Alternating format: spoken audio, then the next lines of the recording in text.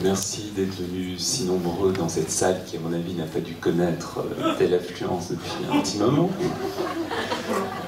Il y a de nombreux sièges, mais assez peu de places assises, comme vous avez pu le constater également. Voilà, donc essayez de vous installer confortablement. On va vous proposer ce soir, pour la 5e soirée de la semaine de la pop philosophie 2014, édition donc numéro 2, une expérience d'attention dont vous serez les cobayes, c'est-à-dire qu'une expérience dont vous pourrez sortir victorieux ou pas, ça dépendra uniquement de mon jugement. Une expérience dont voilà, vous découvrirez la teneur en cours de soirée. Deux petites précisions. Première précision, juste comme ça, les photos sont permises. Deuxième précision importante, il n'y aura pas de questions-réponses à la fin de cette intervention qui durera une 30aine de minutes. En revanche, évidemment, je serai tout à fait disponible pour discuter, poursuivre, entamer la discussion avec vous ensuite, après la fin de ce moment. Voilà, donc merci d'être là. Je voudrais encore remercier Jacques Serrano de son invitation et de cette suggestion à tenter cette expérience de la déperdition de l'attention avec vous. Et je commence sans davantage de bavardage. C'était le mois de décembre 1955. Dans le dernier numéro des Lettres Nouvelles, la revue littéraire que Maurice Nadeau et Maurice Saillet avaient fondée 2 ans auparavant, la chronique culturelle intitulée « Petite mythologie du mois », tenue par un certain Roland Barthes, s'ouvrait sur un article dont le titre était aussi sobre qu'évocateur, « Striptease ». Barthes tentait d'y comprendre ce qui faisait la spécificité et le succès du striptease parisien. Le fait que l'activité de dénudation qui était mise en scène aboutissait à son contraire, c'est-à-dire le fait qu'une femme qui se dénudait sur scène y finissait en réalité plus habillée à la fin qu'au début. À rebours de ce que l'on pouvait imaginer, le striptease n'avait pas pour dernier moment la révélation de la nudité de la femme et la manifestation de la puissance érotique que cette nudité pouvait susciter, mais bien sa dissimulation ou sa forclusion. Pour Barthes, le spectacle du striptease relevait de la conjuration d'une peur fondamentale. Il était le cérémonial par lequel on s'arrangeait pour dérober à la vue ce que l'on prétendait vouloir voir, mais qu'en réalité on ne voulait pas voir du tout. Le striptease était au sens propre un cache-sexe. Pour qu'il y eût autre chose que le spectacle rassurant de l'enlèvement progressif du déguisement de vêtements et son remplacement simultané par un autre déguisement, celui du naturel, il fallait que s'introduisît une forme de faiblesse, une forme d'amateurisme dont les professionnels, selon Barthes, étaient incapables. C'était à ce moment-là, le moment de la danse hésitante, du soutien-gorge qui refusait de se dégrafer, de la manifestation visible de la timidité, que soudain le caractère lisse du striptease pouvait se dissiper, et à nouveau, un peu d'érotisme enveloppait les gestes de la fille qui se dénudait. Mais il ne s'agissait que d'un érotisme accidentel, comme un parasite qui serait venu s'introduire dans la machinerie spectaculaire visant à l'annuler. Machinerie, ajoutait Barthes, qui n'était pas tant psychanalytique que politique ou sociale. L'apport que le striptease visait à conjurer était l'apport du désordre dont l'érotisme était porteur. Elle était l'apport de ce que l'érotisme put déborder des limites qui étaient les siennes, et de ce qu'en débordant ces limites, il manifesta combien elles étaient celles mêmes de la société bourgeoise. Pour Barthes, le striptease devait être compté au nombre des pratiques de domestication par lesquelles la société d'après-guerre prétendait affirmer les valeurs abstraites qui étaient les siennes, travail, mérite, santé, et à l'inverse rejeter dans le néant le réel des corps qu'il exposait. Le striptease n'était donc pas un spectacle comme les autres, il était l'incarnation de tout spectacle, en tant que le spectacle, comme le dira Guy Debord plus d'une décennie plus tard, était assomption du faux, assomption de la fausseté par laquelle la société du spectacle tentait de maintenir le réel à distance. Au moment où Barthes publia sa petite mythologie, le striptease français était en train de connaître une seconde naissance, suite aux innovations que Alain Bernardin, qui avait fondé le Crazy Horse Saloon en 1951, y avait apporté sur le modèle américain. de cette seconde naissance, l'année 1955 représentait une forme d'apothéose. Non seulement la profession créa-t-elle cette année-là une éphémère académie du striptease, mais il fut décrété que les feuillages constituaient désormais le 9e art après la télévision. Vous savez que les choses ont changé, le 9e art désormais est un autre art, mais voilà, en 1955 on décrète que le striptease est le 9e art. Il est vrai que Bernardin avait introduit dans le striptease une sophistication nouvelle, une ambition artistique highbrow qui l'avait éloigné aussi bien de l'effeuillage propre au cabaret parisien des années folles que du burlesque, ce qu'on appelait burlesque, le burlesque de ses inspirateurs américains. C'était cette ambition-là, cette ambition artistique que Barthes trahit dans son texte, à savoir le désir de transcender une distinction canaille par le recours à une forme d'euphémisation esthétique basée sur le clair-obscur des éclairages et le caractère feutré des musiques jouées dans l'ombre. Lorsqu'il critiquait la dimension spectaculaire du striptease, c'était donc en réalité sa dimension artistique qu'il visait. La conjuration du réel de l'érotisme à laquelle procédaient les shows parisiens était la conjuration du donné par le construit, de l'authentique par le cosmétique, du vrai par l'artifice. Cela suffisait à différencier la critique de Barthes de celle formulée par d'autres intellectuels, qui ne voyaient dans le striptease qu'un dégoûtant exercice de gymnastique, n'aboutissant jamais, ainsi que le soutint par exemple Claude Mauriac 2 ans plus tard, donc en 1957, qu'au meurtre du désir. Là où Mauriac rêvait d'un art qui ressusciterait le désir que les stripteaseuses, selon lui, tuaient chaque soir, Barthes soutenait que c'était précisément cette prétention artistique qui signait l'effondrement de tout érotisme dans le spectacle rassurant du dénudement des girls. L'art était l'ennemi de l'érotisme, l'ennemi du désir, et seul son échec à se constituer comme art pouvait permettre, ainsi que c'était le cas chez les amatrices, que le désir fit retour, à l'instar du punctum percolant à travers les artifices trop bien rodés du studium spectaculaire. Mais quelles que fussent les différences qui les opposaient, il était curieux de constater que Barthes et Mauriac partageaient une nostalgie commune, celle d'une espèce d'authenticité qui serait la condition nécessaire de tout érotisme ou de tout désir, authenticité qui s'opposerait à l'inauthenticité du spectacle. Sans un moment d'authenticité, sans un moment de réel, le striptease tel que réinventé par Bernardin n'était qu'une rêverie mature, qu'une saloperie politique, qu'un attrape-nigo érotique dont le public ne pouvait être que celui de gogo épaté par les signes de l'art. Car c'était cela qui était insupportable à Barthes comme à Mauriac, que le striptease afficha les signes de l'art sans en être un, et que ces signes rendissent heureux ceux qui les consommaient sans savoir. Alors, en faisant du striptease une espèce de marqueur idéologique signalant la soumission des spectateurs aux valeurs et aux pratiques de la société bourgeoise française de son époque, Barthes n'oubliait toutefois pas qu'il ne s'agissait que d'un spectacle toléré. L'histoire moderne du striptease, telle qu'elle s'inaugura à la fin du XIXe siècle, est en effet l'histoire d'un long jeu de chat et de souris entre police, décideurs, entrepreneurs et stripteaseuses, histoire au cours de laquelle les interdictions furent bien plus fréquentes que les licences. Dès 1893, à Paris, quelques années seulement après que Édouard Marchand, le directeur artistique des Folies Bergères, eut inventé la revue moderne, le sénateur René Béranger, connu sous le surnom de Père la Pudeur, lança une première offensive contre les spectacles qu'il considérait comme licencieux. Sa cible était une fête organisée par un groupe d'étudiants, le Bal des Quatre Arts, dont la seconde édition s'était déroulée au Moulin Rouge, et s'était achevée par un cortège au cours duquel plusieurs jeunes femmes, d'ordinaire modèles pour artistes, avaient défilé quasi nues.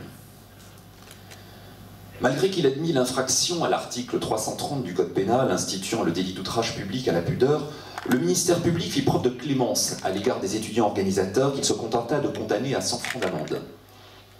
15 ans plus tard, la Ligue contre la licence des rues, présidée par le même Béranger, intervint à nouveau pour tenter de faire arrêter les spectacles de tableaux vivants auxquels il était possible d'assister à l'Alhambra ou à l'Olympia, spectacle qui avait été inventé par Henriette de Séris en 1897 et qui était des spectacles de nuit mobile. Ce fut un nouvel échec.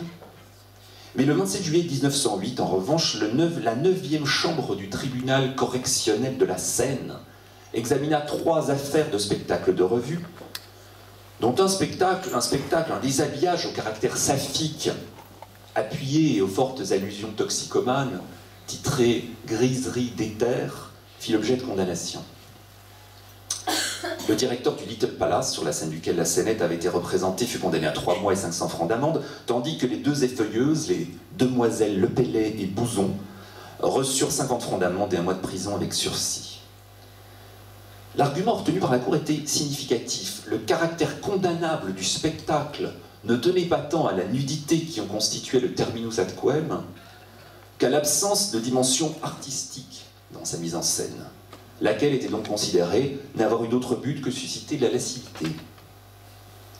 L'histoire de la pudeur publique, à la fin du XIXe siècle et au début du XXe siècle, était en effet l'histoire d'un questionnement sur la différence qui pouvait exister entre un spectacle offensant, la dite pudeur, et un spectacle dont, au contraire, le caractère offensant se trouvait rédimé par les signes d'une participation à un régime esthétique supérieur. Un demi-siècle avant Barthes ou Mauriac, les tribunaux de la République avaient déjà compris combien l'érotisme constitue une sorte d'antonyme à l'art. Là où il y a art, toute érotique disparaît, dans la mesure exacte où un corps représenté peut cesser d'être un corps et devenir pure image, pur système de signes. Mais alors que la jurisprudence entérina cette distinction en tant qu'incarnant une possibilité de transfiguration positive de l'effeuillage, Barthes ne pouvait pas s'empêcher de considérer une telle transfiguration comme son contraire, comme une tartufferie. L'euphémisation de la dimension sexuelle du striptease par le recours à l'art n'était pas une spécialité française. L'histoire américaine des spectacles de dénûment, je fais un petit détour par l'histoire parce que c'est une histoire qu'on ne connaît pas, c'est une histoire qui est assez intéressante, c'est une esquisse vraiment extrêmement élémentaire que je vous propose. Hein. Malheureusement, c'est une histoire qui est très riche, qui connaît de nombreux rebondissements, mais malheureusement, là, je suis obligé de faire un sketch. Donc l'euphémisation de la dimension sexuelle du striptease par le recours à l'art n'était pas qu'une spécialité française. L'histoire américaine des spectacles de dénudement était proche de celle qu'avaient connues les salles de music-hall de Paris. Aux États-Unis aussi, les propriétaires de salles de spectacle et leurs vedettes eurent fort affaire avec ceux qui prétendaient moraliser les créations qu'ils offraient au public, à l'instar du maire de New York, Fiorello LaGuardia, et du sénateur de l'État Samuel Seabury. À la fin des années 1930, en effet, le succès populaire de ce qui s'appelait alors burlesque, et les fortunes colossales qu'en tirèrent des promoteurs comme les frères Minsky, dont les théâtres couvraient un territoire s'étendant sur toute la côte Est, suscita même une véritable croisade. L'élément déclencheur en fut une invention venue de Chicago, et aussitôt adoptée par les effeuilleuses new-yorkaises, le G-string. Allusion à la corde de sol la plus grave et la plus épaisse du violon. Le G-string, une simple ficelle, très différente de notre string contemporain, n'est-ce pas, servant à maintenir en place la bande de tissu, ou les fanfreluches, dissimulant, recouvrant le pubis et les fesses. LaGuardia sauta sur ce prétexte pour tenter de rendre impossible la vie des effeuilleuses et de leurs employeurs et leur imposer des conditions de travail toujours plus exigeantes, jusqu'à aboutir à ce que Paul Moss, le commissaire chargé des licences des théâtres à New York, les leur retira, ainsi qu'il le fit aux frères Minsky dès 1937, puis à tous les autres théâtres de la ville en 1939. Il n'y a plus de striptease à New York après 1939. Il est vrai que depuis que Louis Minsky avait légué le National Winter Theatre à ses fils en 1914, ceux-ci avaient beaucoup contribué aux différentes transformations qu'avait connues cet art forain qu'était le burlesque. Le burlesque était un spectacle de foire, un spectacle qui ne contenait pas seulement de l'effeuillement, c'était une attraction, mais des spectacles de clowns, des spectacles musicaux, etc. etc., etc. Donc avec beaucoup, les frères Minsky avaient beaucoup contribué depuis 1914 aux différentes transformations qu'avait connues cet art forain qu'était le burlesque, précisément en plaçant de plus en plus les feuilleuses au centre des spectacles auxquels on pouvait assister dans leurs établissements. En 1917, ils inventèrent ainsi une longue avancée de scène, promise à un vaste succès, la rampe, par laquelle les feuilleuses pouvaient pénétrer depuis le fond du théâtre jusqu'au cœur de la salle afin d'y accomplir son numéro au milieu du public, à l'instar d'une demi-déesse en lévitation parmi les mortels. De même, quelques années plus tard, en 1931, lorsque Billy Minsky engagea sa nouvelle star, la flamboyante Gypsy Rose Lee, il adopta sur le champ le mot valise que les agents de l'effeuilleuse, Michael Goldry et G. Alabama Florida, ça pue le pseudo à planer, ça, créa pour désigner ses prestations précisément le mot de striptease, c'est-à-dire le déshabillage, l'enlèvement, l'arrachage, agacement, et irritation au sens d'irritation nerveuse, donc le déshabillage, agacement. Soudain, avec ce nouveau mot, la dimension potache du burlesque se trouvait augmentée d'une signification supplémentaire dont le rire et l'amusement ne constituaient plus le dernier mot, même s'il continuait d'y participer. Une signification qui était celle d'une forme exaspérée d'excitation. C'est ça l'agacement. C'était cela qui finit par pousser LaGuardia et Seabury à lancer leur croisade, appuyée par la Cour suprême des États-Unis qui la confirma en 1942 avant qu'elle ne s'étendît dans la presque totalité du pays, obligeant la plupart des établissements de spectacle burlesque à fermer ou à se reconvertir. Bien sûr, comme pour la prohibition de l'alcool, de manière prévisible, la croisade de LaGuardia et Seabury n'aboutit pas à une élévation de la qualité des spectacles, qualité artistique, des spectacles de burlesque auxquels s'intégrait le striptease, mais à leur lente désagrégation et à leur relégation progressive dans les nightclubs des quartiers chauds. À l'époque où les frères Minsky se trouvaient au sommet de leur fortune, le striptease, même s'il était devenu le clou des spectacles de burlesque et même s'il s'était fait de plus en plus osé, continuait à être représenté sur cette espèce d'intouchable empirée qu'était la scène, la rampe. Mais avec la fermeture des théâtres de burlesque, ou pour ceux qui pouvaient se le permettre, leur reconversion en théâtre de music hall, d'un standing plus élevé donc, le striptease quitta les vastes scènes surélevées pour descendre au cœur même du public des boîtes de nuit.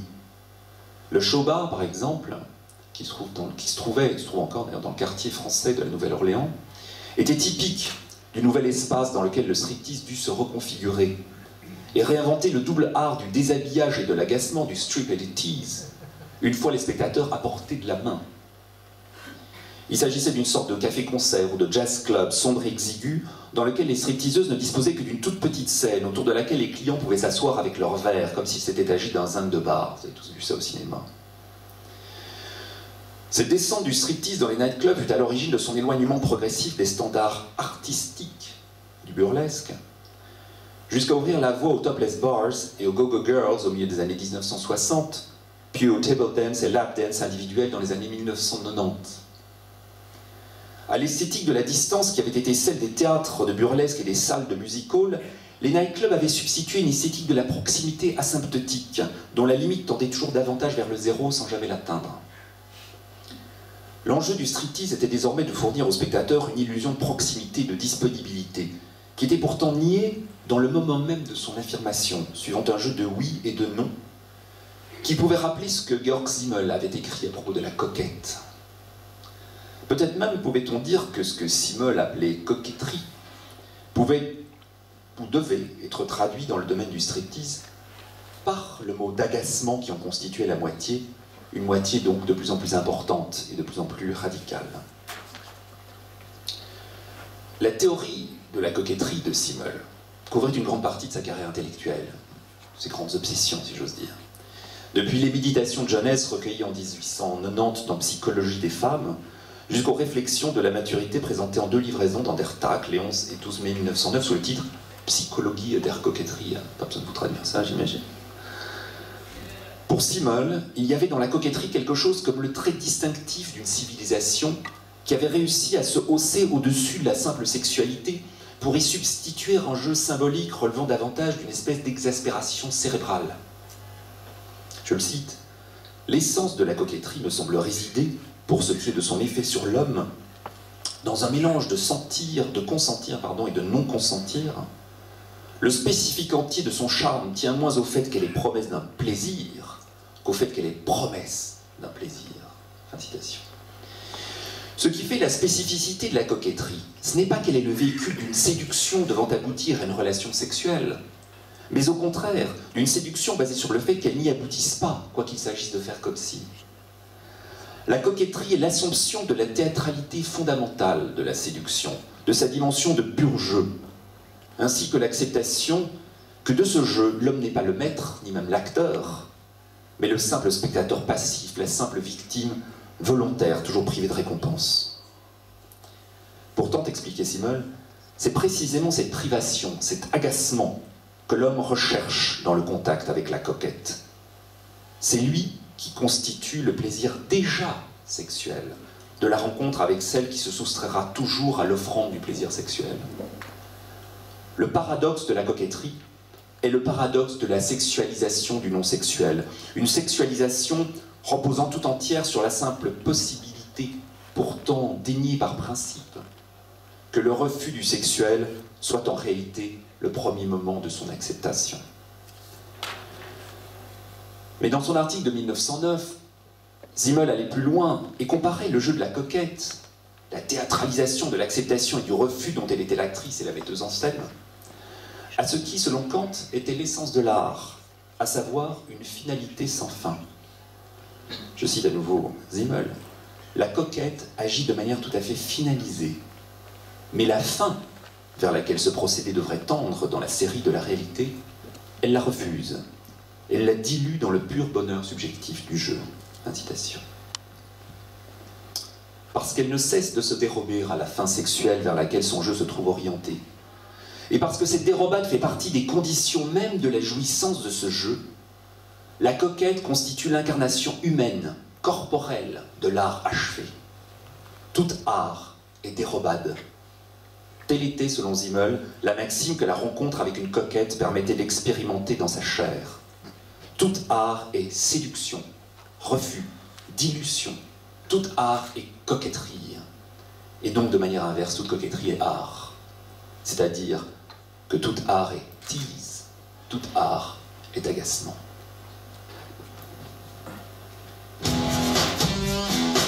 L'extension du domaine du tease, dans le striptease des années 1950, dépassa toutefois le domaine limité de l'esthétique, ou même celui plus impalpable de la sexualité, de la séduction et du désir, pour envahir celui de la vie quotidienne. Comme l'avait noté Barthes dans son réquisitoire ironique contre le striptease professionnel, le succès public de l'art de l'agacement en avait fait une pratique susceptible d'enseignement, et donc aussi d'école, d'évaluation, de concours et de prix.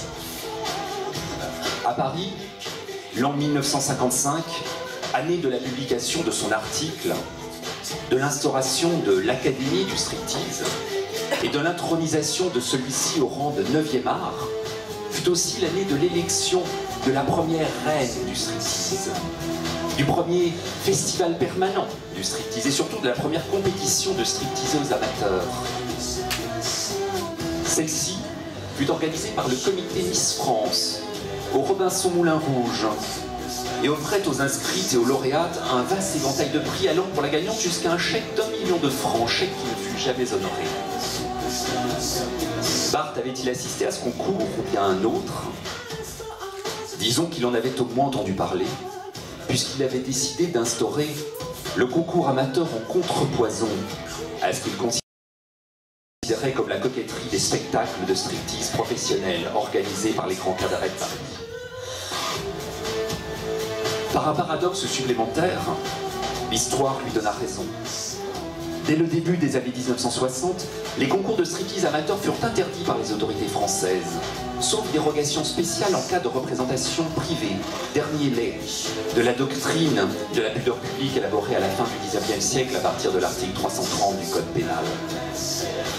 Mais Barthes considérait aussi que, malgré la chance qu'il offrait de pouvoir faire l'expérience du désir au milieu de son annulation par l'art, le concours de striptease amateur constituait un mode de domestication de cette expérience, réduite à un passe-temps petit bourgeois, sans importance et sans danger.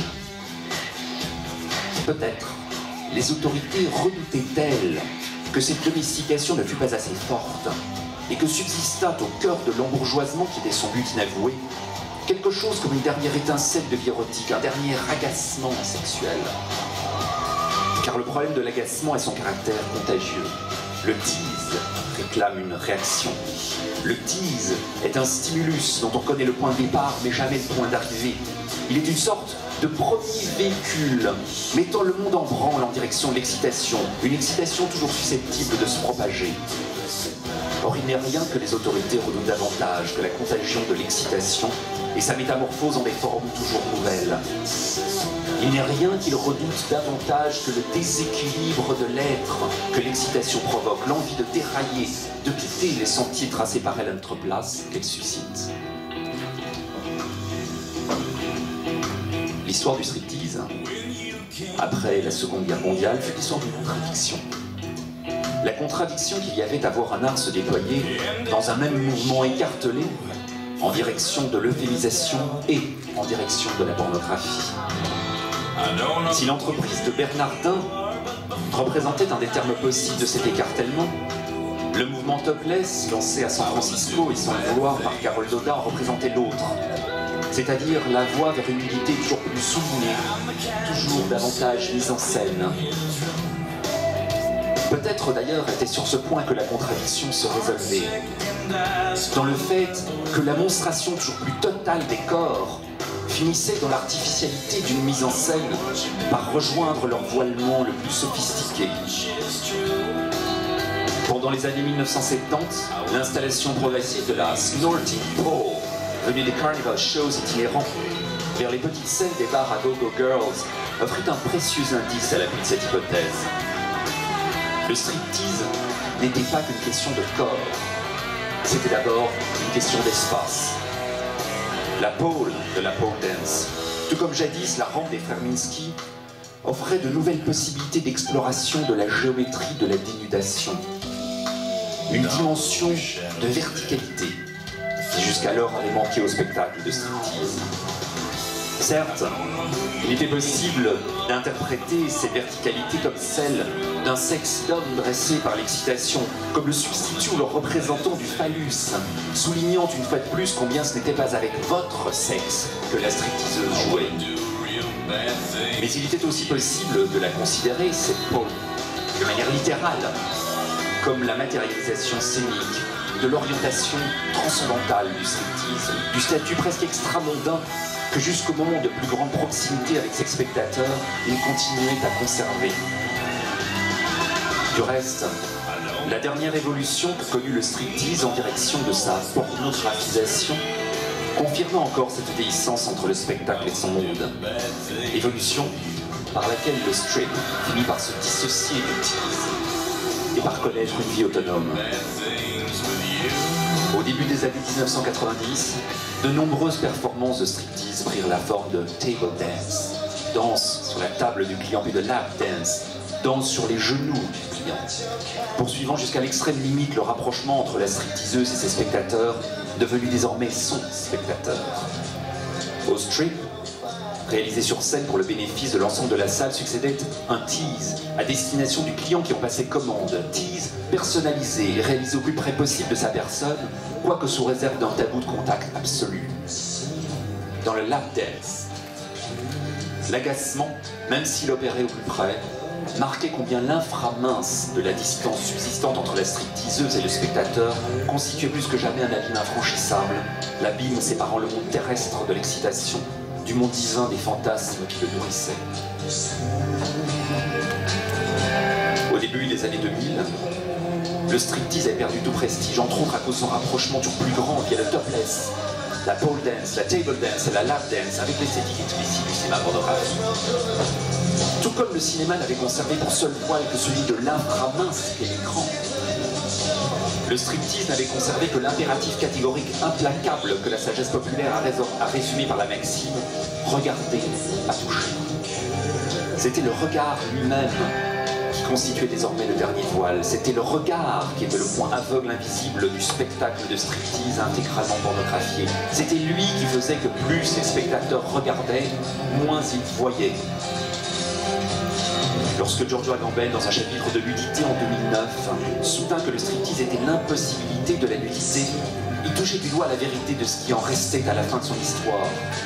Quoique son intention, lorsqu'il coucha cette expression sur le papier, fut sans doute proche de celle de Barthes. La nudité, dans le striptease, n'est pas impossible à cause des artifices de mise en scène en dérobant toujours déjà le punctum, mais à cause du fait même qu'il s'agisse d'un spectacle, c'est-à-dire d'un pur exercice de regard, comme l'est toujours l'exposition de la nudité, fut-elle la plus intime, la plus fragile, la plus érotique.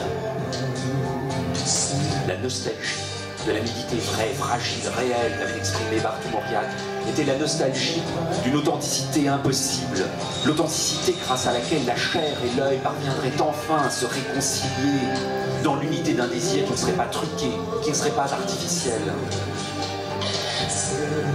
Lorsqu'en 1975, dans Les Chants symboliques et la mort, Jean Baudrillard consacra un fragment au striptease, il ne commit pas la même erreur.